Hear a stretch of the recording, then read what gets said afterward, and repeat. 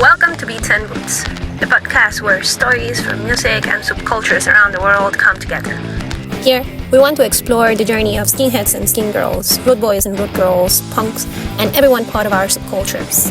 On each episode, we will dive deep into personal stories, how our guests discovered these scenes, faced challenges, found joy, unity, and identity through music. Join us on Beats and Boots, music and subculture stories.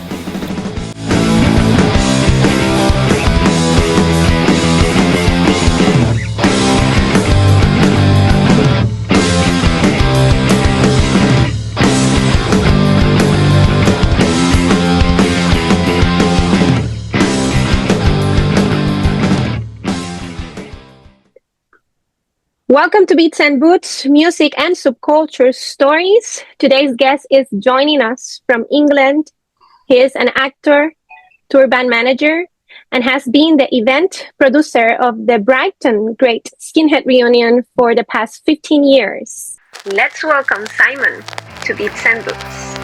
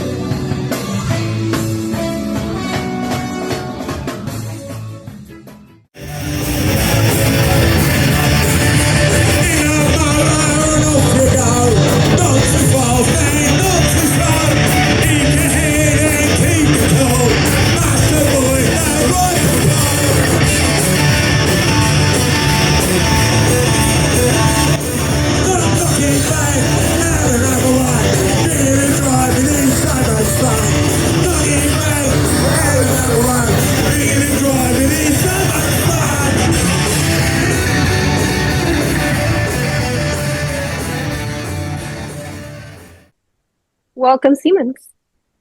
Welcome. Hello. I don't often look at myself on these screens. It's quite weird. Yeah. It's amazing, and it's an honor to have you here. Thank you so much for accepting my invitation. Truly, I'm really excited to be able to tell your story. So we're going to have a conversation about the historical foundation, evolution, and the future of the skinhead movement based on all your experiences. So let's begin with the origin and foundation. Can you take us back to the early days of the skinhead movement in England? What was the social and cultural climate like at the time? Well, basically, the skinhead subculture came out of the mods. The mods were the first subculture in England was the Teddy Boys, which was rock and roll, and the Teddy Boy was Edwardian, so they were dressing in Edwardian suits, and it was working class culture. And they were sort of at that time in England, the class system was a big deal. So everybody, if you were born into the working class, you worked in factories and industry and basic jobs. And then you had a middle class who would be your managers and your business owners and things like that. And then you had the upper class who would be your royalty and your dukes and duchesses and stuff. And the Teddy Boys came out in the 50s, just after the Second World War. And they started dressing above their class. So they were the first people to start wearing these really gentleman's clothing and hats and, not hats, but, stylish. And then the mods came after that. The mods started arriving in the late 50s. My mother was one of the original mods, and they were listening to jazz, R&B, rhythm and blues, that sort of stuff. And they were wearing really Italian suits and handmade clothing, and it was all very much about competing against your friends to look cooler and more modernist and more futuristic. And then the skinheads were basically the younger brothers of the mods. The mods and rockers had a fight in 1964 on the beaches around Brighton, around the UK. It's when all the factory fortnight, when all the holidays all the workers would go out to the beaches for the weekend, and they have a Monday off. So it was a traditional thing. And the mods and rockers were the big two cultures at the time. The mods, I could just explain, the rockers were sort of like a next step on from the Teddy Boys. They were into rock and roll, and they were called rockers because it was the rockers on their motorbikes. They were riding big English motorbikes, and so there was a competition between the two subcultures, and that got violent in 1964, which made national news. So all the tough guys around the country, all the lads living on council estates, thought, I want to be some of that. So those mods became, later it was phrased as hard mods, but they were just the rougher end of the mods. And so they started cutting their hair, wearing their working clothes, as well as blending in the mod clothing, like the sort of shirt I'm wearing and stuff. And yeah, so that was really the birth of the skinheads in 1964, 65 time.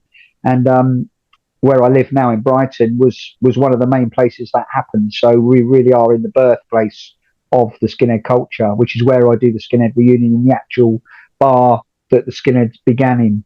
Eventually, we know that with the big migration of the Jamaicans, root boys to England, there was a blend and a very important moment during the late 60s. What were the key influences that shaped the original skinhead movement? How did the Jamaican root boy culture and the British working class life blend together? Well, again, it was a follow-on from the mods, because the mods, if you think about it now, it sounds ridiculous, but in those early days of the mod music, the underground music at that time, you had the BBC that was very conservative, playing, conservative, very nice music. And the underground music was what the American GIs were bringing into the country. So they were bringing in the sort of jazz and the R&B and stuff.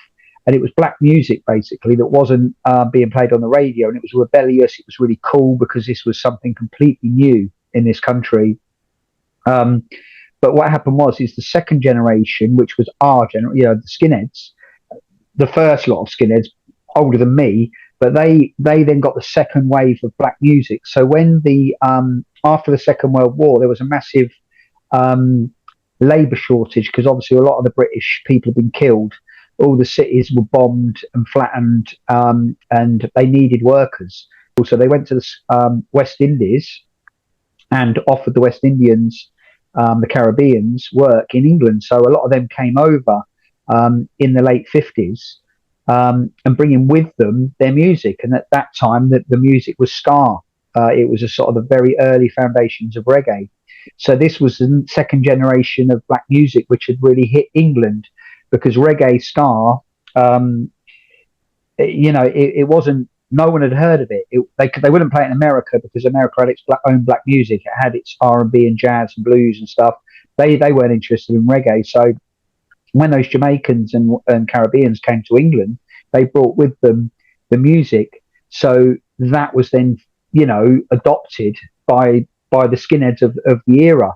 And so this sort of hypnotic dance, this, the offbeat sound that it brought, and and obviously as well, these West Indians coming in looked really cool, because all the families had saved all the money up, and they'd sent their teenage boy and girl off to England, the motherland. They called it, the motherland at the time.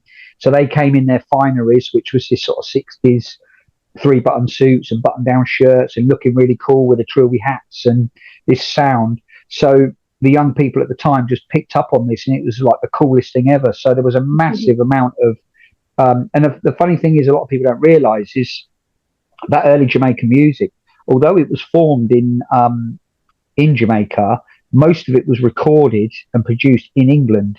So like bands like the Symond Lawes and Prince Buster and all these different people, a lot of them, Laurel Aitken was a big one, they were recording in England. So their audience was the British working class kids. So that was your West Indians that come in, and they were then put on the council estates living with people like me. So they all became friends. They were all going to the same dances and learning, and it was all new, So that's where the blend came. It was more the music rather than. A lot of people say skinheads began in Jamaica. That's not true at all. It began in England, but they adopted the music the ska music came from Jamaica. And the clothing was basically, it was American Ivy League, it was Italian suits. It was just this hyper modern energy that the young people were jumping into at the time. Yeah, and what was the energy like in that early skinhead scene? I know you started later, but maybe people have talked to you about, how was the energy? How was being part of something that was starting? Well, it You was just knew it. It what was were you constructing? well, it was basically Britain was grey at that time. We'd had a war, so Britain was very much broken. It was all grey. It was broken. There was misery. There was restrictions on your food, on everything. So young people threw themselves into fashion and style. So the energy at the time was amazing. I mean, the Jamaicans were coming over here for work. The British kids were, you know, it was all new. It was all fresh. It was all amazing and exciting. That was the energy. Now, Les, I know that as we move through the time and we get into the 70s, a lot of challenges and struggles happen to the movement. The Yeah. skinhead movement faced these big challenges, including political and media narrative. What were the biggest struggle for the movement during the 70s? Well, basically, it was an angry time. You got to think British people at that time. We were a warrior nation. We'd been bred, for 400 or 500 years to be soldiers of the British Empire. So my father, my grandfather, all my great uncles, as far back as 400 or 500 years, had all been military. They'd all been bred to get on ships and go around the world, and it was in our DNA, if you like. We were fighting people, and with the end of the Second World War, where England became bankrupted, Britain became bankrupted, America took control of world commerce, and so you had these, hundreds of thousands of young men with this fired blood of aggression, with nowhere to go with it. So skinheads at that time, the football hooliganism became a massive thing. Every town in the country had football teams, and they were very much, your pride of your town. So you followed your football team, and you go to another town, and you'd have a fight with the kids from the other town over their football. So, and there was no sort of hatred involved. It was just adrenaline violence, and we all just loved it. So that was my real sort of beginning to it. My real, first experience was going to football with my father as a young kid in the mid-70s, and watching football hooligans, just thousands of young blokes just punching shit out of each other all over the football grounds. And I absolutely loved it. I loved that a lot more than the actual game of football. And I thought to myself, that's what I want to be. I want to be a hooligan, because it was just so exciting. Fighting with police, fighting with each other. It was like absolute rebellion. And that was my sort of... And can you take us back the story? Like, when do you started officially being involved in the skinhead movement? Well, me personally was 1978. And where I grew up was just outside London. And we had a promoter there called Ron Watts. And he was the first real punk promoter. He did the first ever punk festival with the Sex Pistols and the Damned and everybody.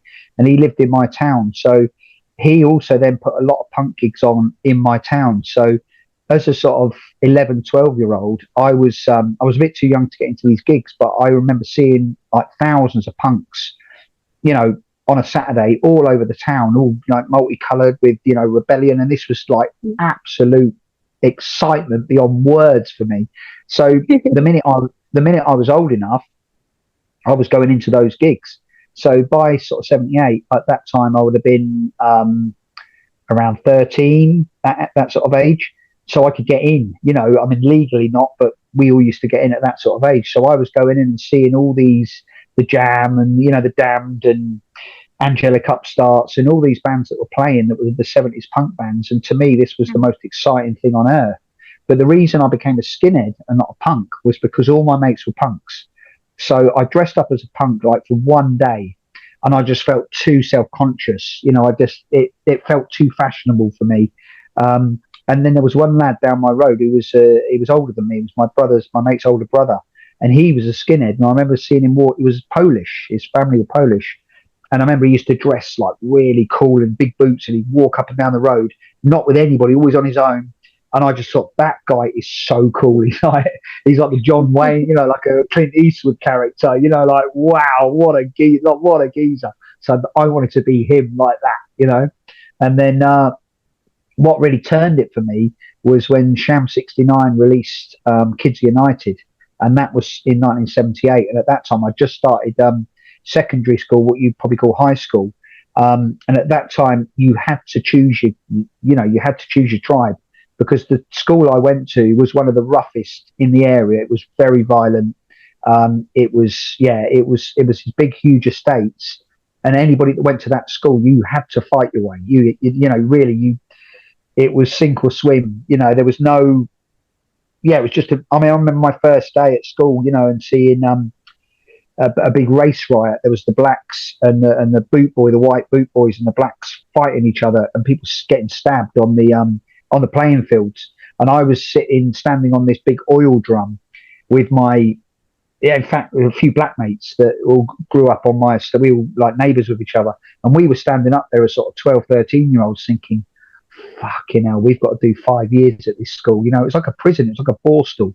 And I'd never seen anything like it. We'd come from a school where we were playing football and hopscotch and, conkers and things, to this school where literally people were stabbing each other. And wow. And it was like, wow, we've got to, so it was this. And then when Sham 69 the same year released Kids United, for me, that was it. I was going to be a skinhead, because they were the hardest subculture. The boot boys were dropping out, because boot boys was long hair and big flared trousers. It was sort of the end of the boot boy era. Punk was big. And for me, the hardest subculture was the skinheads. My sister had told me about them. She was 5 years older, and she told me all about the earlier skinheads and how that they beat the greasers and the rockers and everybody up. And they were like the hardest lot. So for me, it was, that's what I want to be, like the football hooligan. I want to be one of them. As I wasn't a tough guy. I was a very skinny kid, but it was like you've got to look the part, because otherwise you're a victim. And I was not going to be a victim from any bully. So that was my motivation for being a skinhead, really. The rebellion against punk, rebellion against that sort of fashion, but also being in a gang, I suppose. But at that time, I was like one of the very first skinheads in my school. So they didn't really have many of me. There weren't many of us. Very shortly after that, a year later, Two-Tone happened. And when Two-Tone happened, skinhead just became, everybody was a skinhead. Black, white, all those punks all became skinheads. And it was massive. By 1979, 80, it was the biggest subculture in the country, without a doubt, Now, understanding the historical moment where you became a skinhead, which is a difficult time for the subculture due to the horrible division of this boneheads eventually that claim the subculture and start talking about racism and fascism. How did those within the scene try to preserve the core values of skinhead culture despite that external horrible pressures? The thing with that, right? I always explain it like this: if you went and saved 10 people's lives, you'd get 3 lines in a newspaper. If you killed 10 people, they'd write a book about you and make a film about you. All right. Now, this whole right-wing racist thing, it was manipulated. It was something that the press loved. You'd have 2,000 teenagers at a Two-Tone gig. It won't make news. Get 10 Zeke Heiling at a far right meeting, that's front page news. So what happened is that notoriety, young lads who want to be tough guys, it was the same as the early days with the mods. It became a rally, and those that were the hyper rebels started picking up on that, because it was like the outlaw, wasn't it? So a lot of those people that got pulled into that, there was a group called the National Front, and they basically would go to football matches and they would recruit football hooligans and gangs, and their plan was get the leaders and then the others will follow. So that's what that was their sort of mission. And so that is then what hit the media. And then when that hit the media, when it got exported abroad, when it went to New York and places, people were seeing that. They weren't seeing the real skinhead culture. They were seeing this manipulated media version. Where I grew up was a black area. So it didn't really happen where I was. Yeah, we had fighting, like I told you about at the school, between the whites and blacks, but it wasn't a racist thing. It was just gang against gang. That gang could be bikers, it could be anybody, but the racial thing became the thing the media want to write about because it sold newspapers. Now, going back to that moment when the two-tone began, how did the music scene, the ska, the reggae, and the oi eventually shape the movement? What bands or events stood out as pivotal moments for you during that time? Yeah, I mean, for me, we had a band in town called the Extroverts, and they were like a real street punk band. So they were singing songs like Speed and Blank Generation and sort of anti-police songs and stuff like that. Cops they hate, cops take your money, and it was I loved this whole like rebellious vocalizing, and I think what happened was punk in the early days of punk. When you listen to bands like the Ramones and the Damned and people like that, they were the first sort of punk bands.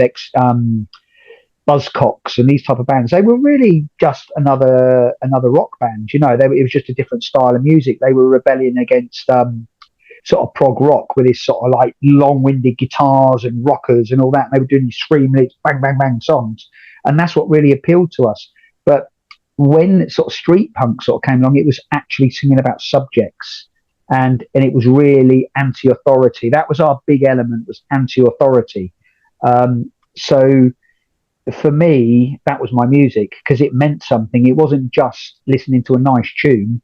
It was that song spoke to me. And I think one of my real bands that I really liked was the Angelic Upstarts, because they did an album called Teenage Warning. And, every song on that album was just like, wow, that is me. You wind me up like a clockwork orange and you carried the key to my destination. No satisfaction, it's all frustration. It was fucking brilliant. And like 13, 14 to Teenage Warning, 15, 16, nobody's listening, 17, 18, it takes the blame, 19, 20, 20th century. Yeah, it was brilliant. And I absolutely loved it, and I lived for it, and played it to death. So that was my music. I absolutely loved it. And then when Two Tone came along, which was sort of slightly after that, that was all of a sudden, it was so weird because I was a skinhead and like one of very few. All my mates were punks. Girls weren't really too interested in us because we were the rough kids. We weren't the sort of kids you're going to take home to mum and dad. We were the rough ones. So I think they liked us being the rebels, but we're not really too cool. But when Two Tone came along, I'll never forget it. The Specials was the first band. They appeared on. We used to have a TV show called Top of the Pops, and it was religious. Every Thursday, we'd all sit in and watch Top of the Pops, and we'd all be looking for the latest punk track to come on, and everyone had have a competition. There were those that were into rock, girls were into disco, the different styles of music, and they would have about 10 bands play on a Thursday, and it was just every single kid in Britain watched that show religiously, and I remember watching it, waiting to see, the Sex Pistols got a new track out or whoever, and then this band came on, and it was like, fucking hell. Because you think now it means nothing, but then you got to think where I grew up was a very, very multiracial area. So my next door neighbours, Tannises, they were black. The two families directly opposite of me are black. A lot of my friends, I would say a good probably 30% of my friends were black kids because it was my age group. Their parents were all those first wave, West Indians that had come in. So, but black kids, especially not council estate kids, were ever on the top of the pops. Those early punks were all quite, art schooly. Then all of a sudden you've got kids that look just like us. There was a guy that looked like a skinhead on there. There was a black bloke who looked like my mate Jacko over the road, and it's like, what the fuck are they doing on top of the pops?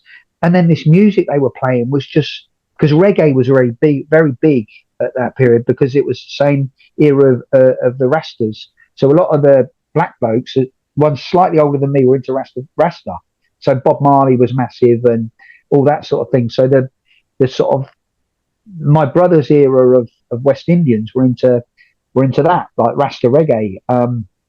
The sort of ska thing was a generation gone by then, you know, because that was the 60s thing, and we're now into the late 70s. So that was like a bit granddad music, but I liked it, you know, because it was sort of the sound of our, you hear it everywhere. It was just the sound of our estate. But when the specials came on with a song called Gangsters, it had this sort of rhythm, this sound, it had this look, and we were just like, fucking hell. We didn't know what they were. Were they mods? What were they? And so we went to school the next day. Every kid in school was talking about the specials. And the fact that I was a skinhead and I was dressed like they were dressing, I became like a fucking superstar, you know. Like, wow, there's going to be scabbards. They all look like you. It's like, well, yeah, you know, of course they do. So all of a sudden, me personally became like a cool dude, you know. And by that time, I think maybe two of my friends had become skinheads as well. We had a tiny little mob of us. But within a week of the specials appearing, it just went like wildfire. Everyone was buying Harrington, the two-tone badges, and then Madness, I think, released the next week. And I think what was the Madness song?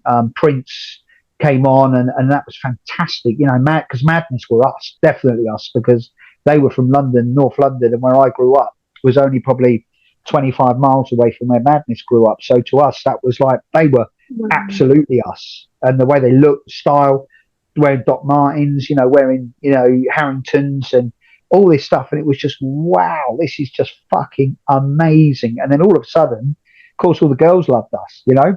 We were going to discos and I had girls queuing up down the road, and it's like, wow, you know, not only do I look cool, I've got like 6 girls to choose from tonight. So that was my motivation. Without a doubt, I was 13 years old, full of hormones. Well, maybe 14 by then, full of hormones. And, you know, wow, you know, we're all learning, trying to do the sort of two-tone dancing and shit. So, yeah, it was a fantastic time, yeah.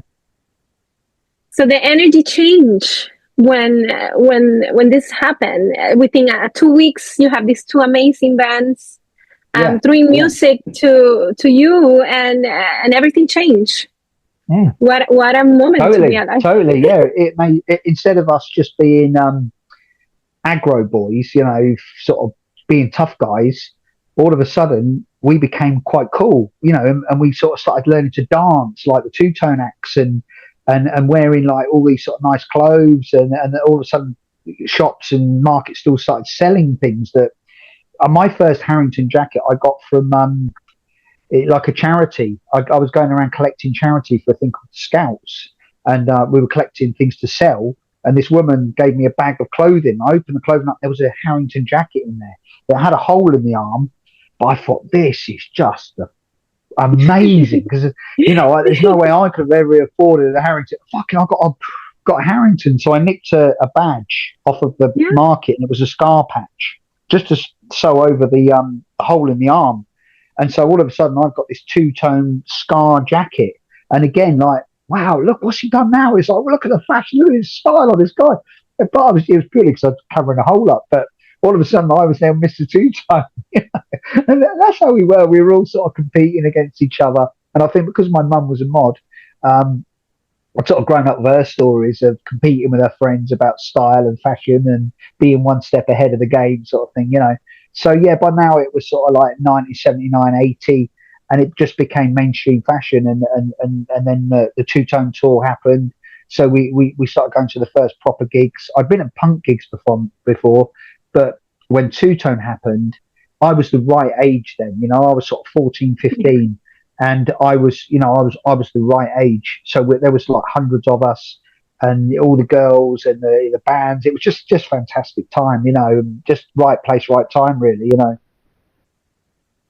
Amazing stories. That origin and beginning of that two-tone movement, how it changed and shaped the subculture in a very positive way. Yeah. Let's reflect to the evolution of the movement. Looking back, what do you think was the most significant aspect of the original skinhead movement? Do you ever thought it was going to be spread out throughout the world the way that it did? Oh, not a chance. We were very, very. It was very insular as far as I was concerned. It only existed within my estate where I lived.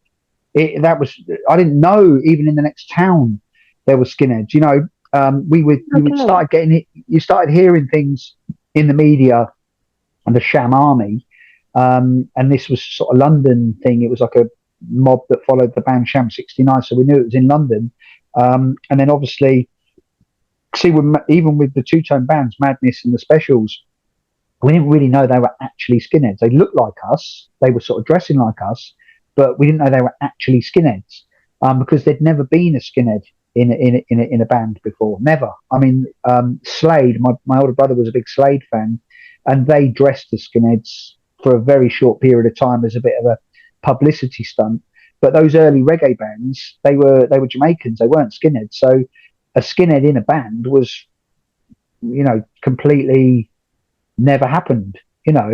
But when Madness, especially Carl, Suggsy, and Chaz, were pretty much overtly skinheads. It was like they are skinheads, and it was always like, yeah, but they can't. But they've been on top of the pop, so it was, yeah, it became real in a way, if you know what I mean. Because before then, it was just kids on council estates who just smashed stuff up and put graffiti on walls and were just generally antisocial, and the police hated us, and we liked fighting at weekends and stuff. But then it became creative. It was a totally new energy, and I think then Oi came along, and Oi came along, maybe a year or two. Well, Two Tone broke in '79.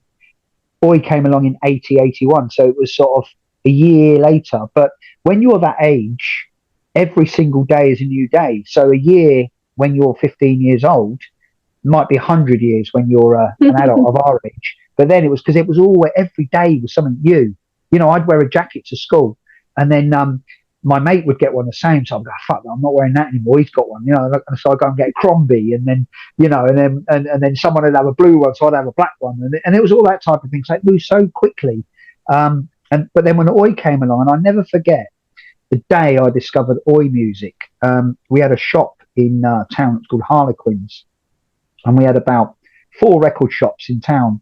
And so on a Saturday afternoon, that was just basically what we did. We go into town, we sort of hang around on the church wall, watching all the girls go by, and then walk around the record shops. And basically, there were 2 independent record shops. There were 3 actually, 3 independent record shops. One of them was more a second-hand one, and then the other 2 were basically all the latest punk. So they would have you go in there and it'd be literally what's been released that's not been on top of the pops, not been on the radio. They'd have a whole section of this punk music. And I remember going in there and seeing Oi, the album. And there was a picture on a bloke on the front of the cover doing that. And I thought, wow, that looks quite cool. So of course I picked it up, looked on the back, and there was pictures on the back, and there was a band called the Four Skins. And it looked, the number 4 skins. So I said, and my mates were all standing like just outside the door. It was open. It was a sunny day. And I said, fuck, there's a band called the Four Skins. And, but it was actual skinheads on an album. And then of course you look down and I can't remember what the other band, there was a bunch of skinhead bands on the album. And wow. I think this was just groundbreaking. This was like unbelievable, because this was even a rebellion to punk. It was like, because punks didn't like skinheads. We were too rough for the punk movement, really. The Wickham skinheads were really violent, the old ones especially. So we were outlawed even from the punk scene. And, to me, it was just amazing. And so I bought the record, and then of course, you had songs like Chaos and Evil and those songs. And I remember there was a song called Wonderful World. Whether it was on that album or not, or if it came out a little bit later, I can't really remember. But Wonderful World was all about the sus laws. And at that time, our biggest enemy above anybody was the police, because the police had a thing called the SUT, was suspicion. So they could basically pick you up, give you a beating, throw you in the police cells, hold you for sort of 48 hours without charge, and then throw you out in the early hours of the morning. So you get punched and kicked by the police, and you could do nothing about it. So it was sort of like, and we used to get it all the time. The police would just stop us constantly. What's your name? What's your dress? Where you going? Where you been? This type of thing. And then the Foreskins wrote this song, "Wonderful World," and there's a line in it. It says, "Standing on the street, you're waiting for a bus. Old Bill come try and nick us for sus. You can tell them you're doing nothing wrong. We'll tell you we're going to sing the same song." And it's basically getting nicked for sus, is getting arrested for suspicion. And I remember thinking, wow, someone's put that in a record on a song. You know, this is like unbelievable. This is our real life. Bands are singing about our real life. It wasn't like a fantasy or out of a book. This is what we were living every day. And these guys singing this were us. Let's talk about today, the evolution of how this have transformed and have impacted so many people around the world. How do you see the movement today? Like, has it stayed true to its roots, or do you feel it had changed drastically? I mean, it's an organic thing. Where I've explained to you my own experience and the birth of it in England from the generation before me to my generation and to the formation of Two Tone and Oi. In 1981, there was a riot in Southall, and it was basically in a big Bangladeshi area. So it was like Asian Bangladeshis, and there was a big riot. And there was a gig, I think it was the Foreskins and maybe the Business, and a bunch of bands were playing at it. I wasn't at the gig. I lived quite near it. I lived about 20 miles away, and I remember the night it happened, and we were in youth club, and it came on the news. That year there were a load of riots that went right across the country, mainly in the black areas from Brixton to Bristol and Manchester and all over. And this night it kicked off. It was in midweek, and this riot happened, and it was skinheads. And it was on the news, and we were like going fucking mad. We were trying to steal a car because we wanted to get down there to sort of help the skinheads, because they were like 20 miles from us. So we're thinking we got to get there, but none of us could drive. None of us knew how to steal a car, so we just didn't get there. But the next day, it was main news, so basically Margaret Thatcher at the time banned Oi music. So bands like the Cockney Rejects and various bands, Cockney Rejects especially, would by this time they were starting getting onto top of the pops, because this was the next wave of music coming out. This real street edge, aggressive, energetic music, and like I explained to you, the Oi albums. So she pulled the records off the shelves. So basically, within maybe 6 months of that, Oi was over. That was it. End of Oi. It was gone, because there was no venues in the country would book them. The records you couldn't buy. It was gone. I mean, things did move very quickly anyway, but because of that riot, it was basically over. So sounds. And this happened how many years or how much time after you discovered the first album of Oi? Within 6 months. Oh, wow. 6 months. Yeah, within about 6 months or a year maximum. Yeah, it was 1981. The first Oi album came out in 1980. So yeah, within about 6 months, that was the end of Oi. And what happened then was basically most of the bands got dropped from the record labels. So you couldn't really see Oi bands. Most of them broke up. The Foreskins, all these different bands broke up. They some of them sort of struggled on. But I remember then, probably around about 1983, going to gigs and then starting seeing the Oi bands. The Business was one of the first bands I really remember going to see them, and that would have been about 82, 83-ish. And it was amazing. I absolutely loved it, because again, it was a lot smaller. Two Tone was massive. Two Tone was huge. It was like, mainstream, whereas Oi was not. It was very much elite and small numbers, very violent. It was gangs by that time, because you've got to think by this time I was sort of leaving school. I was 17, so I was working on building sites, and I was in a little firm myself. So we go to these gigs, and it was more then really about watching the crowd more than the band, because violence could break out at any moment. You had to be very aware of that. So that was really it was like those football hooligan days. It was back to violence, really. The days of dancing at the disco to two tone was now lads at a gig. There were very few girls at oi gigs. It was mainly because I mean we all had girlfriends, but you never really took them to an oi gig because if it got violent, you couldn't look after your girl, you know. So there were skinhead girls there, but very small number. Um, so yeah, that was oi, and it was there. It had survived, you know, but on a lot smaller level. I mean, I'd been and seen. People always ask me what bands did you see, and to be honest, I can never really remember. I remember going to loads of oi gigs, seeing loads of bands, but I never really knew who I was even seeing. I just get to the gig and drink beer, probably have a punch up, and that was my night. And it was like, who was that? I haven't got a clue. I can remember like a certain few nights here and there. I remember the Business for some reason. I remember them.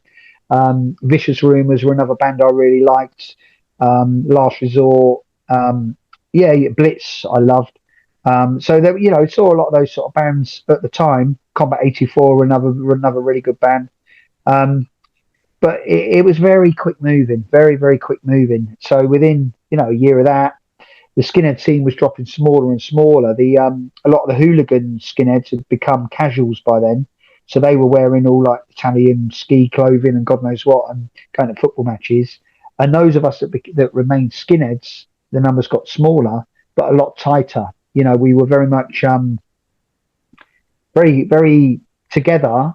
We had a lot of rivalry still between the different areas, but it was a much smaller scene. But as far as I was concerned, your question about it going around the world, as far as I was concerned, it literally was just 200 of us in one of those gigs. That was the only skinheads in the world, and it was only probably around 1985. I remember one of the early experiences was being in a pub in London, a place called the Albert, and it was up behind the King's Cross station, and we were all up there, and all the tourists used to come on a Friday night, and then on Saturday night it was British only. And they used to I don't know if they actually had a rule on the door, but that was sort of how it was. So on the Friday you'd get tourists, skinheads, come to the pub, and I never forget these Japanese skinheads turning up, and they all like dressed exactly the same, and they were Japanese, and we were going, "What the fuck is Japanese skinheads?" We could not believe it. Then you had like Germans and French and Belgians and various people coming from Europe, and so you started seeing them coming. But as far as we was concerned, again, it was only maybe 20. We didn't think that there was anything more than that. And I remember meeting a girl called Else, her name was, and this was getting maybe 88ish, 89ish, something like that. Really beautiful girl called Else. And I remember talking to her at this gig, a Scar gig that was.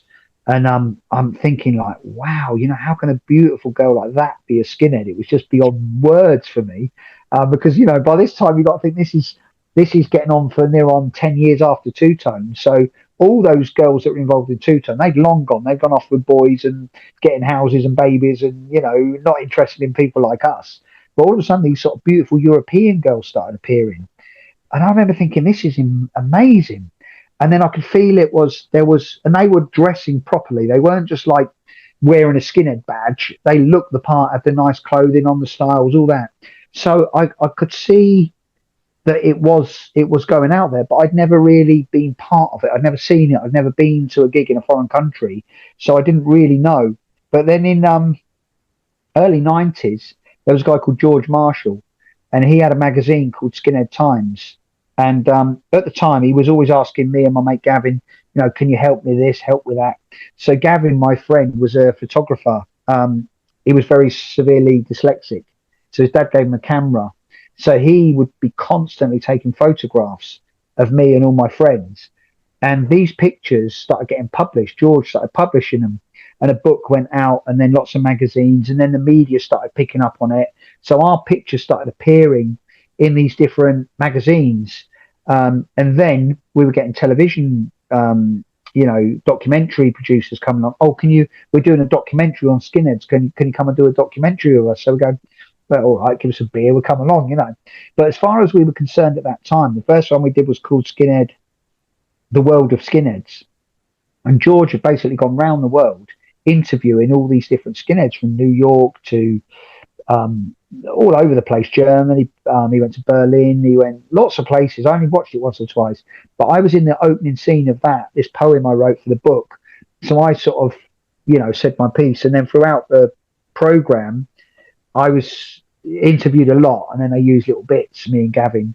And then that was when I started realizing it really, and it was in New York. I think, it was all over the place. And I was thinking, this is incredible good. But as far as we were concerned, this was by now about 92, 93, and the rave era had come and gone. So rave broke out in 89. So that year, literally one day we were in the pub fighting like crazy. The next day we went to a rave and did ecstasy, and life changed completely.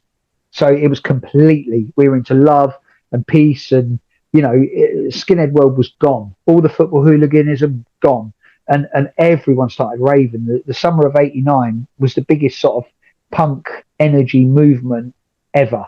Everyone was at raves, and everyone was doing MDMA, and it was this love drug.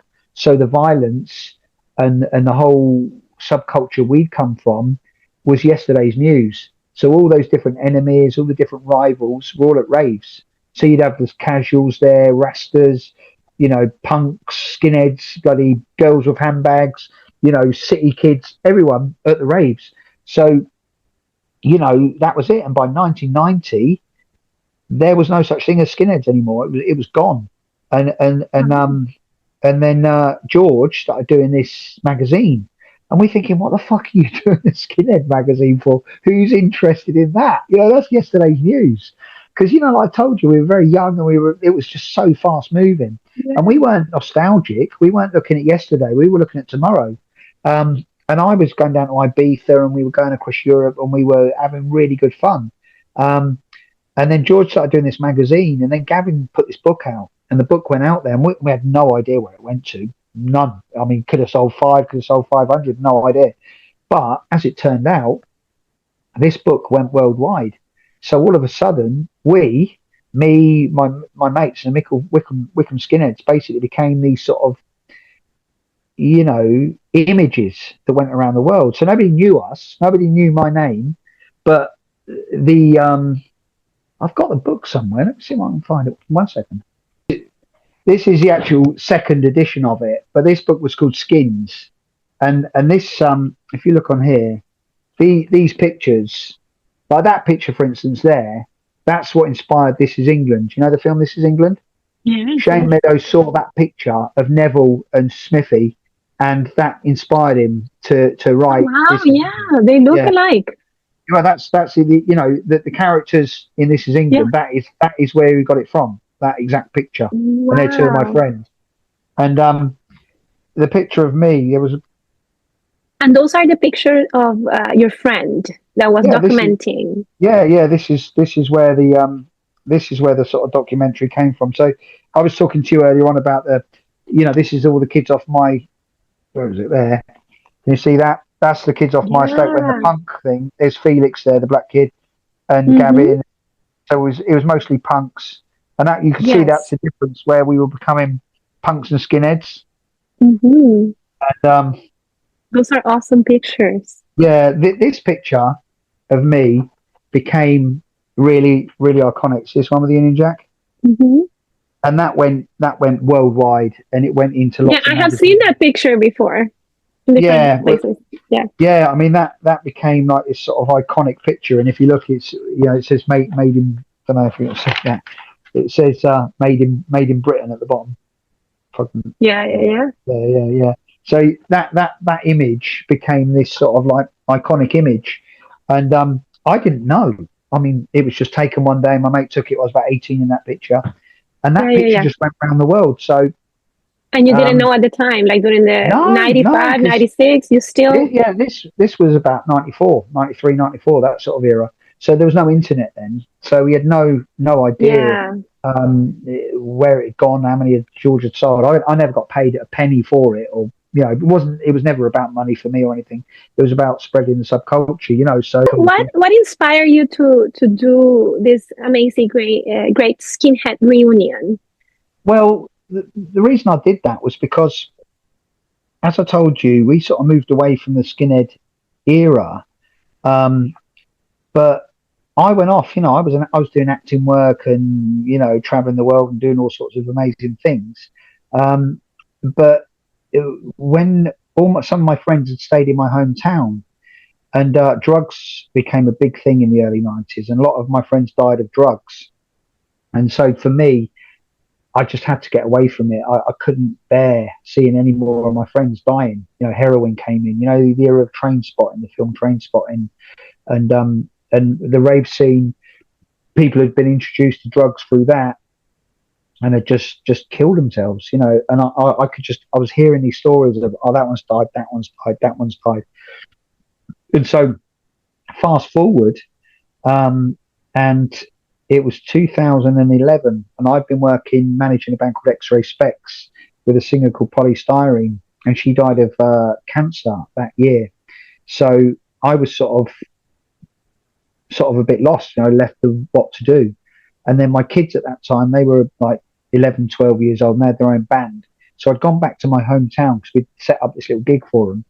And as I parked the car up behind the venue, there was a girl in the street screaming.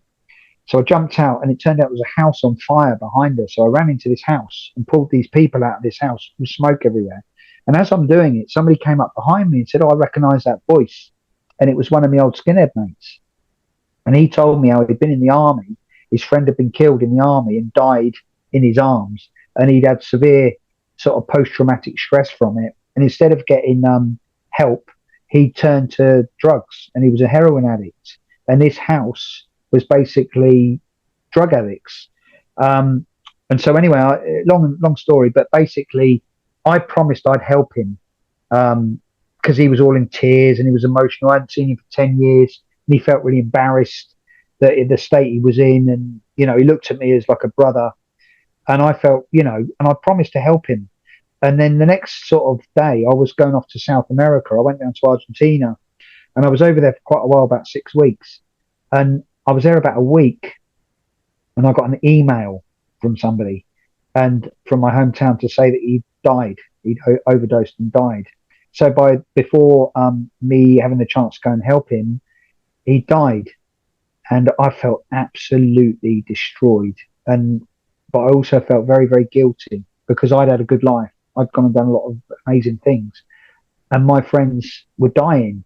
And these were my brothers. These are people that we lived and died with each other. We spent nights in police cells together. We were like as thick as you could get. We were tight, and these were my best friends. Beyond family. These were beyond family. So I decided there and then, that's it. I'm going to set up a skinhead reunion because there's got to be other lads around the country that are exactly like my friends. My friend Craig, my friend Phil Wall, my friend Alfie Lorp. I could list them, all the ones that died, and they were going bam, bam, bam like nine pins. And so I set up the Skinhead Reunion, and the first Skinhead Reunion was a free thing on a Saturday afternoon. And the idea was all the old skinheads just come down and let's have a drink together. Let's just have a party. Let's celebrate our friends. Let's celebrate what we created, because it was hated. The media, nobody wanted to mention, nobody ever wanted to even talk about being skinheads. The media, it didn't exist. There was nothing cool about skinheads. There was no like, oh, the glory days of the skinhead culture. They started calling us rude boys and, and two-toners and God knows what. Nobody wanted to know the name because of the political thing that had got involved and for whatever reason. And so we were just, the mods were doing reunions, the rockabillys, the different subcultures, the punks, they've been doing stuff forever. We have a thing called Rebellion in England. The punks have been doing that, and it was all very nice and all very safe. And I thought, no, fuck that. And people said, don't ever call it skinhead. I said, well, it is a skinhead reunion. I'm not fucking ashamed of my past. I am going to fucking fly it from the fucking rooftops. Never thinking in a million years this would be more than a one-day event. Here we are 15 years later, and we have had bands from all over the world. People come from Australia, from Chile, from fucking Puerto Rico, from, Scandinavia, Germany, Japan. They come from everywhere. It's still quite small, but people come from everywhere. And we celebrate that entire story I've told you. We celebrate from those early 60s through the ska, the reggae era, through two-tone, through oi, up to the modern day. The only problem we've got now is trying to bring in a younger generation because we're all getting older. And they see the pictures and they just think it's a load of old men. But we want young people. You know, I want to see 18, 19-year-olds playing ska, reggae, oi, whatever it is, what they want to play. And I want to be part of it. And what I've done since the internet is I've traveled the world. So I've been to, like, Colombia's got an amazing scene down there. You know, I've been asked to DJ in Mexico this year, so I'm probably going to go over there. I went to an amazing, fucking brilliant weekend festival in Indonesia. How did us, these like little working class kids in Micklefield Council Estate, all of a sudden there's these beautiful young girls in hijabs calling themselves skinheads? I think it's just incredible. And the Japanese who just absolutely love it. They live for it. You know, they're so sort of like precise with it all because they've seen the pictures and they see and they want to get it bang on, you know. And I love how it's gone around the world. I absolutely love it. It's something we never ever would have dreamt they would have gone 30 miles away, let alone 20,000 miles away. You know, people like around the world, you know, truly around the world. There's skinheads everywhere. Yeah. I mean, you making this interview to me now is just something I would never have dreamt of. You know, like 10 years ago, even it just, how the fuck did that happen? You know, so it's incredible. It really is incredible. Nobody ever could have foreseen what's happened. I mean, we're talking now. I mean, if you think the skinhead subculture really began in about 64. They always say 69 because that's when Skinhead Moonstomp was written, and then that's when it actually got like a name stamped on it. But it actually began with their Mods and Rockers fights. So you're looking at that. We're in 2024 now. So do the math. So 70, 80, 90 to... It's nearly 60 years. Is it? Yeah, 60. So 60 years of a subculture that is, look at you. You know, it's spread the world. And that I find absolutely amazing. So do you think that is extremely important that people who want to get involved, they truly, you know, learn about the origin of the movement and definitely understand that it was a multicultural movement and how it started? Do you think that's key? Yeah, very, very much so. If you're going to join anything, you've got to learn history. You've got to go right back throughout the whole bits and don't cut bits out. You know, we all learn from our experiences, you know. Absolutely. Some of the stuff we did was very good. Some of the stuff we did was very bad, right? Now, we destroyed our own scene through the violence, really, and the politics was another big part of it. So when young people come in, they've got to, you know, study and learn and listen to people of my generation. And hopefully for me, even I'd talk to anybody and try and advise them of what to do and what not to do, because there's so much more positives to it than the negatives. But if you concentrate on those negatives, they become big, and that kills it, you know. So what do you think the future of the skinhead movement look like? How can it continue to thrive and improve? It's always been very much music related, okay? So I think that the way to really keep it moving is to create new bands. I've got a girl I'm working with at the moment called Inky Skies. We've got a project called Spider Inc. And we've just written a Rocksteady album, which we're going to put out the first EP in March. We've got an album coming out soon. I've got a young band called Tear Up that I was sort of working with about 10 years ago, put their first album out. They're really cracking it in the oi scene. They're becoming one of the biggest British oi bands now. They're on about album number 3 or 4. They're really cracking it through Europe. They're very genuine, especially the singer. I mean, he's tough. He's a tough guy, but you know, he is the real deal, and I love him. So I've got my personally, you know, I'm always encouraging young people to get in and say their piece. And the one thing I would say to these young bands, be yourself.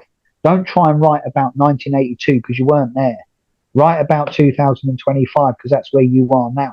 And I want to know how you feel about life. Your experiences. Yeah, your experiences. So if there's a band come from, you know, like your country, I want to know, was it from your Costa Rica? Is it Costa Rica you're from? Puerto Rico. I'm from Puerto Rico. Puerto Rico, yeah. So if I saw a Puerto Rican band, I would want to know about life in Puerto Rico, not about a British, England belongs to me, because it's not your world.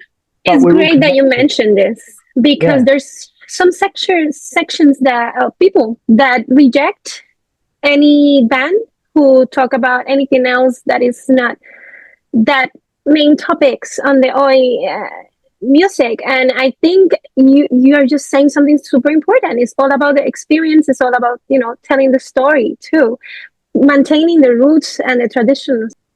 Yeah. what oi music is really, it's just an extension of folk music, of rebel music, whatever you want to call it, protest music. That's what we are. So today's protest is different than yesterday's protest, because in our day we were very staunchly working class, because all our working class industries were being closed. We were becoming unemployed. So that's why the working class thing was such a big deal. We always talk about skinheads as working class. It's because this is where we came from. We were industrial Britain. We were soldiers. We were fighters. So when you listen to those songs, that's what they're talking about. They're talking about what was going on at that time. So I think if you're an oi band now, or a skinhead band, and you're coming out and you want to write an album, I want to hear about how you really feel, not about what you think sells records, or what you think should be at fucking posh punk festivals. I want to know about your real life, how you really feel. And if you come from a country, like a South American country where you got dictatorships and shit, I want to hear about the story. I want to hear about the suffering of the people in the favelas Those of Brazil. experiences for sure. And that's what I want to hear about. I don't want to hear about, and I don't care if you got fucking boots and braces. I don't give a shit. I want to know what you're thinking and how you are, and then through your music, you can put out a message, and you can put out a positive message, and people can relate to that. And then, as a community worldwide, we help each other. And for me, if I was the grand shepherd, that's what I would be doing. I would be encouraging people like you to put out a positive energy, and take because the skinhead world is 70% good and 30% bad, but we tend to focus so much on the 30% instead of the 70%. Let's make it 90-10. Let's make it 100. And that's what I would like to see. It's a bit hippie, I suppose, but no, we've got an amazing subculture. Absolutely. Truly, thank you so much for this amazing, powerful conversation. It is so important to hear about the roots and the beginning and how we have moved through time, and then the importance of keeping and moving forward today. Before we wrap up, can you tell us about the incoming Great Skinhead Reunion in summer? Details, people who want to go and join. Yeah, well, basically, we do it the first weekend of June every year. The first day we have a beach barbecue, so everybody comes down and we all meet each other, and we have some food on the beach, and we have a DJ session in one of the pubs, and we all get to know each other. And then Friday, Saturday, Sunday, we have about 5 bands a day, lots of DJs. We start at noon, and we go on till about 2 o'clock in the morning for the last man standing. So yeah, just look on our site. It's Subcults, SUBCULTZ, and everybody is welcome. And I really mean that, everybody. There's no aggression. In 15 years of the Skinhead Reunion, we've probably had 2 or 3 fights, and they've been over nothing, over a girl knocking a bloke's pint over or something stupid. We're skinheads through and through, and everybody's welcome. Like you say, I've had people from all around the world come, and I encourage it absolutely. And I want young people to come. I want to see the new generation coming in, SUBCULTZ.com. Or look me up, and my name's, you got it written on there, and I can waffle on forever. Absolutely. Thank you so much, Symond, very, very much for joining us today. It was an honor to have you in this super important conversation. Cheers. And thank you, everyone, for listening. Remember to check out our Spotify playlist featuring Symond's music recommendations. This was Naya Magi. Until the next episode of Beats and Boots, Music and Subculture Story.